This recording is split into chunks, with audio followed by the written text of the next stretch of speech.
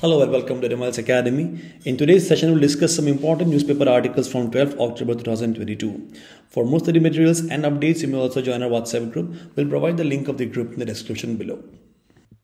So this is the list of topics that we'll cover in today's session. Let's start. So the first article is about the Nobel Prize in Economic Sciences of 2022. So recently, as you must be knowing, the announcement have been made for the Nobel Prizes in various fields like medicine, physics, chemistry, and recently the economic science major Nobel Prize it has also been announced. So the news says that the Royal Swedish Academy of Sciences has decided to award 2022 Sveriges Riksbank prizes in economic sciences in memory of Alfred Nobel to Ben S. Bernanke, Douglas W. Diamond and Philip H. Dybvig. So these are the persons who have been awarded with the Nobel Prize in Economic Sciences in 2022. So देखिए जो सारे नाम में ये सारे नाम important नहीं है, but we'll look in the field in which they have been awarded these prizes. So this can be important for our GS paper in economy point of view, and this has been taken from the Indian Express. The first thing about this prize, about this Nobel Prize in Economic Sciences, you should know is that this is not actually the Nobel Prizes. ठीक है, ये actual में Nobel prize नहीं है. तो देखिए जो prize है, this is Sveriges Riksbank prize in economic sciences that have been given in memory of Alfred Nobel. ठीक है, तो देखिए ये जो नोबेल प्राइजेस है ना, नोबेल प्राइजेस देखिए आपको ये पता होना चाहिए कि why they have been announce या ये किस बेसिस पर दिया जाता है. तो बेसिकली ये जो नोबेल प्राइजेस है, now this are given in accordance to a will. ठीक है, और ये जो will है, this will belongs to Alfred Nobel. Alfred Nobel आप कह सकते हो कि जो साइंटिस्ट है या इन्वेंटर है. तो अल्फ्रेड नोबेल ने क्या किए थे, उन्होंने अपने लाइफ टाइम में जितना भी पैसे उन्होंने अर्न किए थे, जितना भी पैसे उन्होंने कमाए थे, so those money according to his will उन्होंने बताया था कि this money like should be awarded या should be offered to scientists or to people who are expert in the field of medicine, physics, chemistry, literature and peace. तो इसमें अगर आप देखोगे इनके विल के according there is no mention about economic sciences.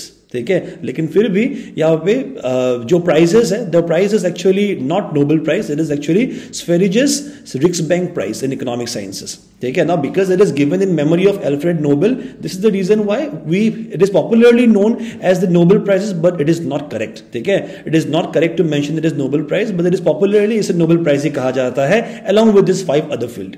ठीक है, so it is not one of the 5 Nobel prizes that Alfred Nobel established in his will in 1895. तो 1895 में उन्होंने जो विल लिखा था, उस विल के अकॉर्डिंग लेकिन दिस ये जो इकोनॉमिक साइंसेस है, there is no such Nobel prize for economic sciences. I hope you got this point. Hence it is not a Nobel prize. It is officially titled as this Sveriges Riksbank prize in economic sciences in memory of Alfred Nobel. And this you can see the testament और the will of Alfred Nobel. So about the current context, so this Nobel Prize in Economic Sciences, which in actual is the Sveriges Riksbank Prize in Economic Sciences in memory of Alfred Nobel.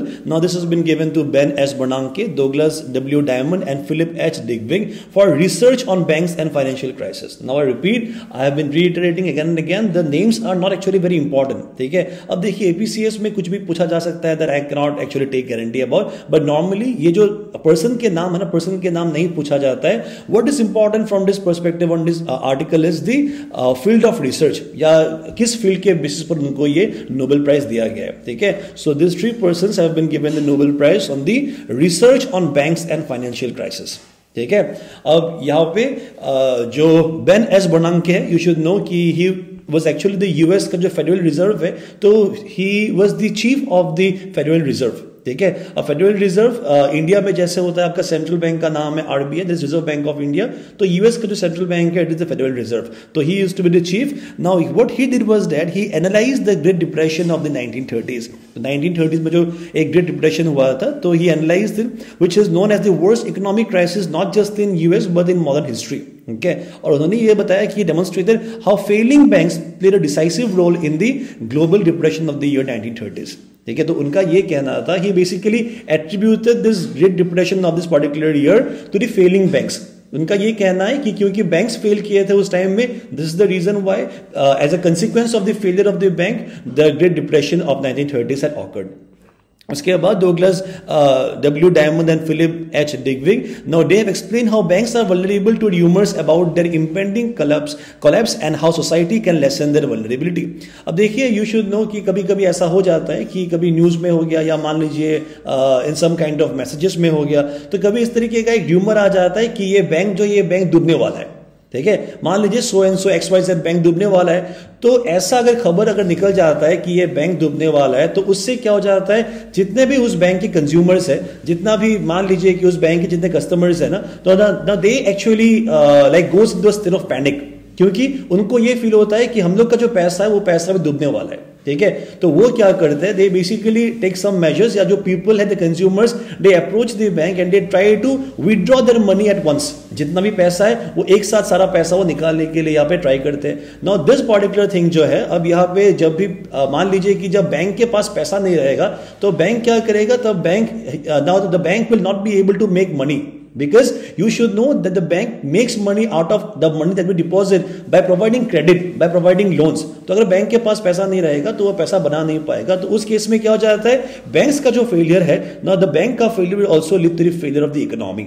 ठीक है, now this has been propounded by Douglas W. Diamond and Philip H. Digwig. Now these are the three persons who have been awarded with the Sveriges Riksbank Prize in Economic Sciences for the research on banks and financial crisis. इसी topic के basis पर जैसे please practice question please answer in the comment section. Now I'm very sure कि you guys have heard about the Bitcoin या the various other kinds of cryptocurrencies. So the next article is based on the proposed digital rupee के बारे में. ठीक है, तो this is an Indian initiative. The Reserve Bank of India on Friday said it will soon commence pilot launch of e-rupee for specific use cases. ठीक है, तो this e-rupee is nothing but it is a kind of digital rupee. Please not confuse it with the online app or the UPI transaction that we make.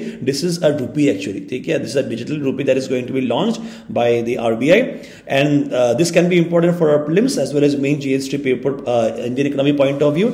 ऐसे में you can expect a question, and ऐसे आपको पूछा जा सकता है about the cryptocurrency के बारे में, about यहाँ पे जो cryptocurrencies का जो benefit है या जो merits है, demerits है एक country के economy के ऊपर. So this can be asked. ठीक है, now this has been taken from the Economic Times. So the news says that the Reserve Bank of India will soon commence limited pilot launches of e-rupee. तो basically this would be on an experimental basis. कितना यहाँ पे flaws है या क्या क्या like advantages disadvantages, तो ये पता करने के लिए इसे लॉन्च किया जाएगा ना pilot basis. और ये जो e-rupee है इसे सेंट्रल बैंक डिजिटल करेंसी भी कहा जाता है, CBDC, और या इसे डिजिटल रुपी भी कहा जाता है फॉर स्पेसिफिक यूज केसेस. ठीक है, तो यहाँ पे it will not be made available for the civilian use, but ये कोई स्पेसिफिक यूज के लिए बेसिकली इसे लॉन्च किया जाएगा. It has hinted that two broad categories for the use of e rupee. That is RBI ने ये बताया कि जो ये ई-रूपी है ये दो केसेस के लिए हम लॉन्च करेंगे. That is retail and wholesale. Retail जो होगा it will be for the public use, wholesale जो होगा it is only meant for some financial institutions. CBDC is basically a legal tender है issued by a central bank in the digital form. ठीक है, now legal tender का meaning यही है because it will be propounded or initiated by the Central Bank of India, that is Reserve Bank of India. So this is the reason why it is said to be a legal tender. ठीक है, जो widely accepted होगा in all its form. It is similar to the fiat currency. अब देखिए fiat currency जो है ना, you can see this picture. So जो currency जो हम use करते हैं इसी को fiat currency कहते हैं. ठीक है, which is issued in a paper and is interchangeable with any other fiat currency. Now you already know कि जो हम fiat currency यूज करते हैं, जो पेपर करेंसी हम यूज करते हैं, इसे हम कहीं भी यूज कर सकते हैं. हम बेसिकली ये fiat करेंसी से हम कुछ भी परचेज कर सकते हैं. सो ये जो डिजिटल रुपी होगा it will be very similar to it only. ठीक है, तो fiat money in a broad sense आप कह सकते हो कि all kinds of money that are made legal tender by a government decree और एनी काइंड ऑफ ऑर्डर. ठीक है, सो इन केस ऑफ देखिए यहाँ पे ना कुछ डिफरेंसेस भी है अगर आप कंपेयर करते हो विद एप्लीकेशंस लाइक गूगल पे या यूपीआई के साथ. सो इन केस ऑफ जीपे और UPI we basically make transactions on the money that is stored in our bank account, है कि नहीं. तो हम अपना जो जीपे का अकाउंट है उसे लिंक कर लेते हैं बैंक अकाउंट के साथ और उसी के आप कह सकते हो कि हेल्प से we can make transactions, right. लेकिन ई-रूपी देखिए, e rupee in itself would be a currency. Getting my point? E-rupee जो है ना, it is going to be a currency in itself, like the physical currencies that we currently use. ठीक है। और इससे one simple advantage that you can C in this case is that in case of the fiat currencies कभी ज्यादा use होने से where and tier हो जाता है, ठीक है। कभी कभी आपको पता होगा कि कभी बारिश के टाइम में या कुछ भी कारण से the physical currencies are often subjected to the wear and tear, ठीक है, जो हमें वापस बैंक को देना पड़ता है और क्या करता है बैंक भी हमें एक्सचेंज करके दे देता है for a valid note.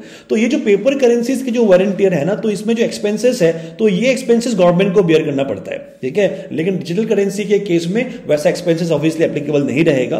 And similarly अगर मान लीजिए कि कैश के जगह पे अगर हम इसे रिप्लेस करते हैं with this technology like e rupee, तो उसमें क्या हो जाएगा, we will also be able to curb the menace of black money, because you know कि ब्लैक मनी जो है it is often transacted in cash only, ठीक है। बिकॉज अकाउंट में अगर आप ब्लैक मनी रखोगे या ब्लैक मनी अगर आप अकाउंट से ट्रांसफर करोगे तो definitely it is going to be vulnerable, यहाँ पे मतलब जो केसेस यहाँ पे बनने का बहुत चांसेस रहता है। तो आपको पता होगा कि जितना भी ब्लैक मनी या जितना भी करप्शन होता है it is only taken through this fiat currency only. तो दिस वी कैन से कि अगर ई करेंसी अगर ये स्पेशलाइज हो जाता है, इफ मान लीजिए कि if it is used widely, then definitely it will help us to curb the black money और the corruption. So let's see how the RBI has defined this e-rupee. So e-rupee देखिए RBI ने कहा है कि it is the CBDC that is the central bank digital currency. It is a digital form of currency note. So the currency note that we currently use, तो उसी का ये क्या digital form है. It is not the UPI or the third party application that we use. It is a digital form of currency only, which is issued by a central bank, and central bank in the case of India it is the RBI. So it is a sovereign or entirely independent currency. अब देखिए यहाँ पे independent sovereign इसीलिए कहा गया है because at this point of time the generation that we belong to, you should know that across the world a number of countries have their own CBDC or you can say have their own forms of digital currency, and you should also know कि बहुत सारा ऐसे private currencies भी है जिसे हम आप कह सकते हो कि like the examples of crypto currency, for example dose coin हो गया, उसके बाद बिटकॉइन हो गया, है कि नहीं। तो इस केस में क्या है, आरबीआई ने ये कहा गया है कि it is completely sovereign and independent in nature, मतलब ई-रूपी का जो वैल्यू होगा ना it is not going to depend on any other currency, ठीक है। So this is the reason why जो जितना भी सारा डिजिटल करेंसी है उस पर वो डिपेंड नहीं करेगा, it is going to be independent in nature in accordance with the country's monetary policy. It is going to be legal tender मतलब इसे सब एक्सेप्ट करेंगे, you can buy anything with this e rupee. So once officially issued the CBDC will be considered as a medium of payment and legal tender by all three parties, that is citizens, government bodies and enterprises. तो अगर इसे launch किया जाता है, जब इसे launch किया जाएगा तो आप इससे बेसिकली आप यूज करके अब अभी आप कैश से आप जितना ट्रांजेक्शन आप कर सकते हो, the same transaction will be allowed by this e-rupee as well in the case of citizens हो गया, government bodies and the enterprises.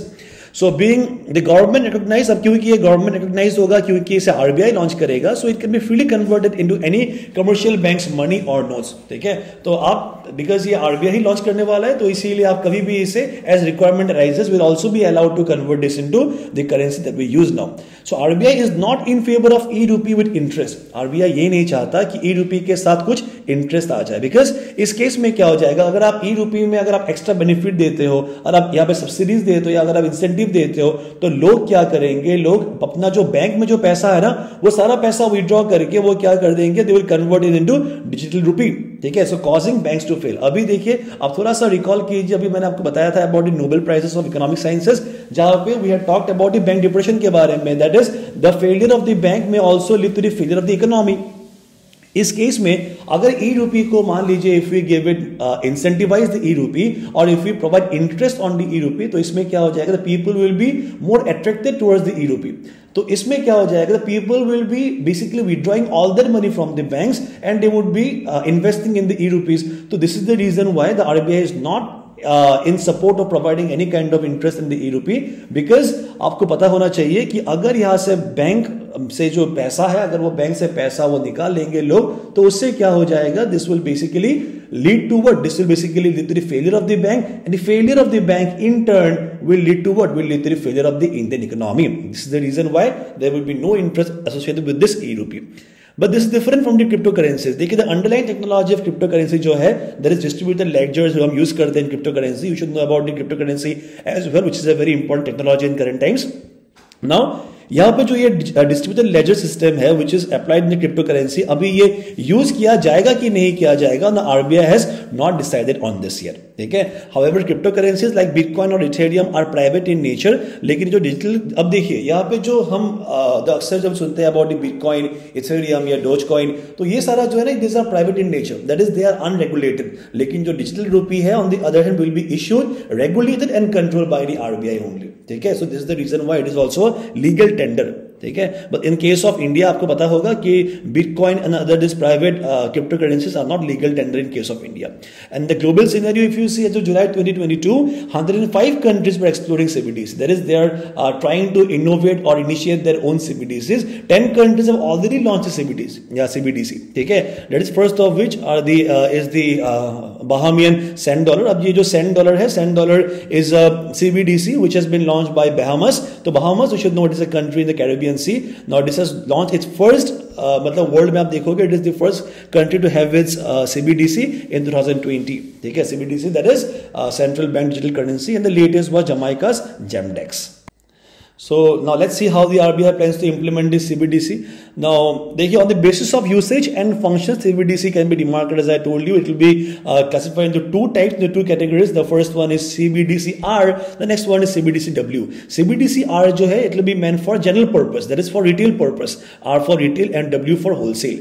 So retail CBDC जो है, it is an electronic version of cash, primarily meant for retail transactions. It will be used by all, that is private sector, non-financial consumers and businesses. तो जितना भी यहाँ पे commercial transactions होगा, this will be based on the retail CBDC, that is CBDC-R. Now wholesale CBDC, that is CBDC-W, is designed for restricted access to select financial institutions only. That is, आप कह सकते हो कि banks हो गया या ऐसे commercial establishment, so only for them this particular wholesale CBDC will be allowed, ठीक है। तो basically आप इसे use कर सकते हो to transform the settlement system for financial transactions undertaken by banks into GSEC. So GSEC stands for government securities, and also for others other purposes like interbank market, then capital market more efficiently and securely in terms of operational cost, use of collateral and liquidity management. So these are the areas जहाँ पे CBDC-W will be used.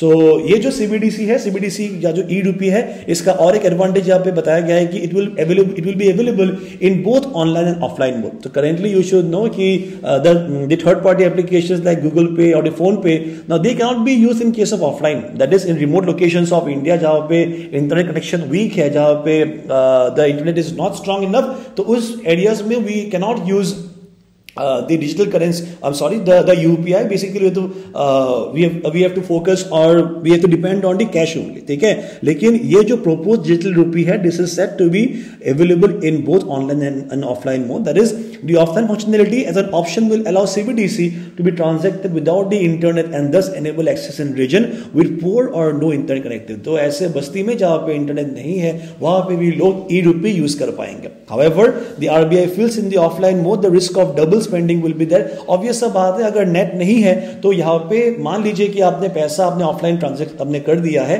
उस case में क्या हो सकता है कि अगर ऑफलाइन है ना फोन, तो उसमें जो आपका अकाउंट है, उस अकाउंट में बेसिकली आपका अपडेट नहीं होगा, और अगर अपडेट नहीं होगा आप 2-3 बार आप पैसा खर्च कर पाओगे, तो यहाँ पे रिस्क भी है। तो किस तरीके से इस रिस्क के साथ आरबीआई डील करेगा, बस टाइम बताएगा, will see. Now there are also some issues which are related to CBDC, that is the digital rupee के साथ। Let's see, the first one is cyber security। अब आपको पता होगा कि इंडिया में हर दिन में कितना कॉल आता रहता है कि आप मतलब हम KBC से बोल रहे हैं, हम यहाँ से बोल रहे हैं, वहाँ से बोल रहे हैं, आप ये लिंक कीजिए, वो लिंक कीजिए। तो इस केस में अपना जो करंट सिस्टम है ना, वही सिक्योर नहीं है कि नहीं। और अगर हम अभी नया इनोवेशन लाएंगे तो definitely it can be vulnerable to cyber security, and there is also privacy issue. तो प्राइवेसी के केस में देखिए, the CBDC is expected to, अगर हम मान लीजिए कि e-rupee हम प्रोसेस करते हैं, definitely we are also sharing our data, our private data, है कि नहीं। So there can be a breach of data at times, तो which can also cost the people with their basically जो security issues है, security concern है इसमें। So privacy of the data, the concerns related to its anonymity and its effective use will be a challenge for the RBI। उसके बाद digital divide के बारे में बताया गया है, फाइनेंशियल इलिटरेसी।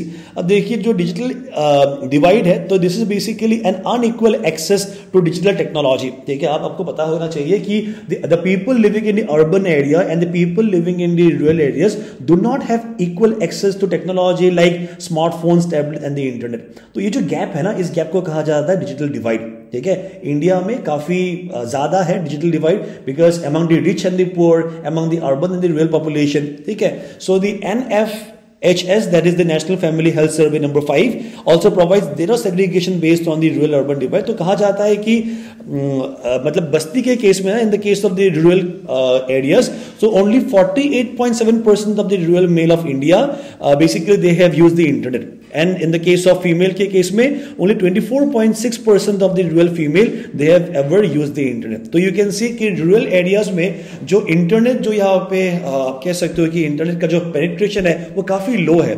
तो इस एरियाज में इस केस में क्या हो जाता है, CBDC may have this wide gender based hurdle and also this digital divide. So these are certain challenges that may be faced by the e-rupee. So इसी टॉपिक के बेसिस पर please practice question, please answer in the comment section. The next article is about the International Day of Girl Child. So this is observed on 11th of October 2022. Now this can be important for GSP report issues related to women और women empowerment के बारे में, women के case से, children के case से अक्सर ऐसे पूछा जाता है. So through this article we'll also try to have some data about the state of women, about the state of girls in India. This has been taken from the Economic Times. So let's see why do we celebrate this International Girl Child Day.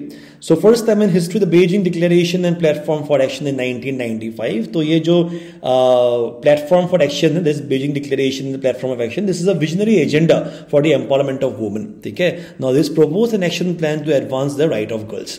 And in 2011, the UNGA, that is the United Nations General Assembly, now it adopted the resolution number 67-170 to declare 11th October as the International Day of the Girl Child. ठीक है?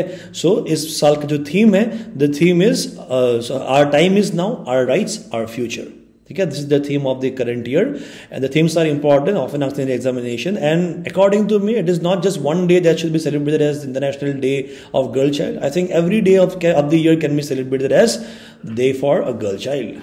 So let's look at the significance of this particular International Day of Girl Child. So this day is observed to recognize girls' rights and unique challenges that girls face around the world. So girls and women, you know, they face a lot of challenges in the day-to-day life. So in challenges को मतलब recognize करना इन girls को यहाँ पे जो rights है वो recognize करने के लिए ये day celebrate किया जाता है. So it is International Day of the Girl Child focuses attention on the need to address the challenges girls face and to promote girls' empowerment. That is women empowerment and the fulfillment of their human rights.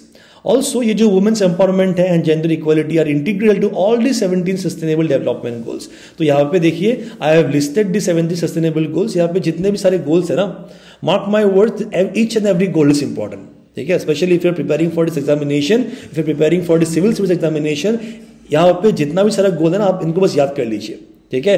Because कभी भी आपको directly prelims में आपको पूछा जाएगा कि कौन सा गोल क्या है, और अगर आपको नहीं भी पूछा जाएगा, आप हमेशा इन सस्टेनेबल गोल्स के बारे में आप आंसर बता सकते हो. आप यहाँ पे you can always plot them in any kind of answer. ठीक है? फॉर एग्जाम्पल अभी आप बता सकते हो about the number 1 which is about the poverty, then hunger के बारे में. ठीक है? तो ये सारा जो गोल है ना, ये सारा गोल को अचीव करने के लिए बताया जाता है कि women empowerment and gender equality is very important.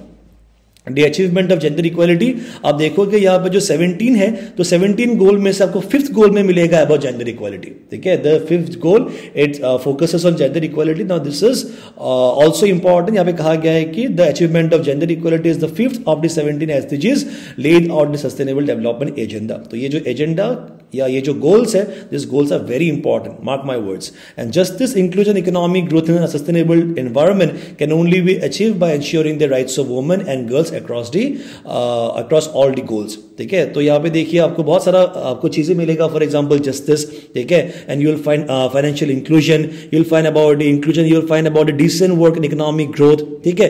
तो ये सारा यहाँ पे बताया गया है कि दिस पर्टिकुलर गोल जो है तभी अचीव हो पाएगा when will ensure the rights of women and girls. ठीक है?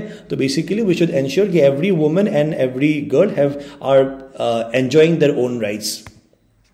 So let's look at the state of girl child in India, which will be helpful for your exam. तो देखिए, according to the recently released report Accidental Death and Suicides in India report of 2021, which has been published by the National Crimes Record Bureau (NCRB). तो they basically have this record of the crimes that take place over India.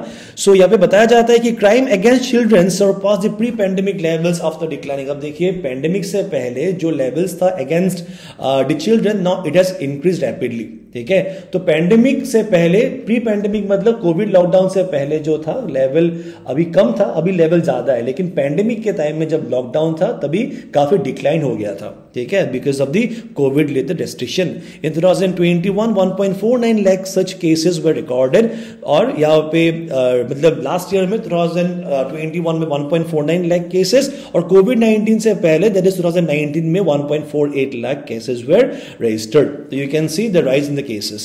And this data published by the NCRB is specifically grim, you can say very serious, or that it is very much concerning for the eastern states of India. For example, Sikkim देखिए, Sikkim has registered the highest rate of sexual offences against children. Normally ये जो sexual offences है, they targeted against the girl child, which is followed by Kerala, Meghalaya, Haryana and Mizoram. ठीक है. And in case of the West Bengal and Odisha अगर आप देखोगे, now they have accounted, now they are among the top 5 states which have accounted for 47.1% of the total crimes. तो ये तो हो गया सेक्सुअल ऑफेंसेस के बारे में सिक्किम का जो डेटा था. और ये जो करंट जो मैं आपको बता रहा हूं about the West Bengal and Odisha, this is about the total crimes. ठीक है, टोटल क्राइम्स के केस में West Bengal and Odisha which are again eastern states only, now they have accounted for the 47.1% of the total crimes which have been committed against children across the country. There were 9,523 cases of crimes against children recorded alone in West Bengal in 2021. So these figures are concerning. These figures are actually alarming in nature, which are coming from the eastern states of India. So let's look at the issues that are related to the girl child. तो पहला देखिए यहाँ पे issue जो होते हैं वो some issues like during the birth or during the early years of a girl child. So you heard about the events like female infanticide and feticide. तो इन्फेंटिसाइड क्या होता है? Female infanticide is the deliberate killing of newborn female children, and female जो foeticide है, foeticide is basically the unborn baby. So female foeticide is the process of finding out the sex of the foetus and undergoing abortion if it is a girl. ठीक है. So India क्या होता है? India has one of the highest rate of female foeticide in the world. तो India में यहाँ पे before the child is birth sex determine किया जाता है, एंड जो गर्ल चाइल्ड अगर पता चलता है गर्ल बेबी है तो उनको बर्थ से पहले उनको अबॉर्ट किया जाता है.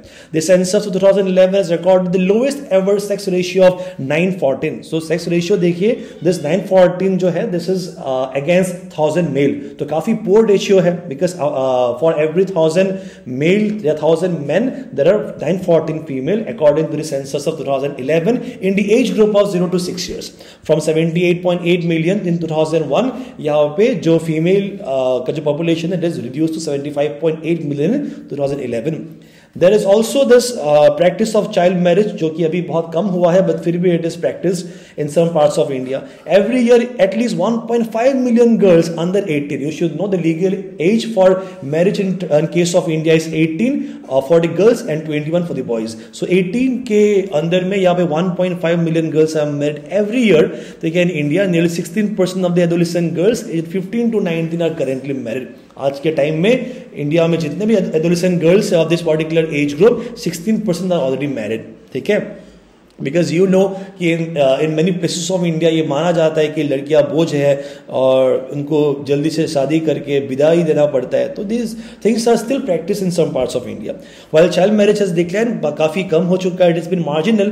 तो देखिए 15 टू 16 में 27% था, अभी के टाइम में बहुत कम हुआ है, दैट इज 23% ही बस हुआ है. ठीक है. So India has basically a long way to go in terms of women empowerment, in terms of rights for the girls. ठीक है. So this is according to the national family health survey number 5 and divorce of education and girls. अब देखिए Covid के time में भी एक यहाँ पे बहुत ही एक अलार्मिंग न्यूज आया था कि whenever family is not able to basically afford the education of the children, उस केस में क्या हो जाता है ना, जो पहला जिसका नाम यहाँ से स्कूल से कट जाता है वो हमेशा लड़कियां का होता है. ठीक है. लड़कियों का आप देखोगे केस में यहाँ पे the boy and a girl child are basically are attending school, और अगर माँ बाप अगर अफोर्ड नहीं कर पा रहे तो पहले यहाँ पे लड़कियों को स्कूल से निकाला जाता है. ठीक है. यहाँ पे बताया जाता है कि आप घर का काम देखो. So girls are encourage and also engage more in household work. ये कोविड के टाइम में ज्यादा नजर आया था, this alarming figures, this particular facts, and drop out of school. ठीक है. तो गर्ल्स चाइल्ड क्या हो जाता है, उनको एनकरेज नहीं किया जाता है, specially by the parents, by the family. A study by the International Center for Research on Women has found that girls out of school are 3.4 times more likely to be married. ठीक है. अब ये जो about this marriage जो मैंने आपको बताया था अबाउट चाइल्ड मैरिज, तो चाइल्ड मैरिज यहाँ पे ये नोटिस हुआ था चाइल्ड मैरिज के केस में कि जो लड़कियां अनएडुकेटेड है, जिनको प्रॉपर एजुकेशन नहीं मिला है, they are more vulnerable to get married. ठीक है. उनको क्या होता है, और they already have their marriage. तो जिनका शादी हो जाता है उनका भी ऑब्वियसली स्कूलिंग नहीं हो पाता है. Getting my point? So this is the reason why यहाँ पे बताया जाता है कि education should be made integral part of a girl child. ठीक है, the parents, the families, they should encourage the education of a girl. अगर मान लीजिए कि अगर if you are focusing on the boy child, तो उतना focus, उतना priority आपको एक girl child पर भी देना चाहिए, because you should treat everyone as equal. ठीक है, this is what has been said about these issues. Now let's look at the related initiatives which have been taken by the Indian government with respect to the girl child. तो पहला यहाँ पे देखिए बहुत famous एक initiative है by the Indian government which is of very significance, you can say. It is known as the बेटी बचाओ बेटी पढ़ाओ. पहले बेटी को बचाना है, बेटी को पढ़ाना भी है. तो ये मोदी सरकार जब आए थे 2015 में ये लॉन्च किया गया. तो the aim to address sex selective abortion and declining child sex ratio. ठीक है, तो 2011 के टाइम में 918 बस यहाँ पे this was the sex ratio.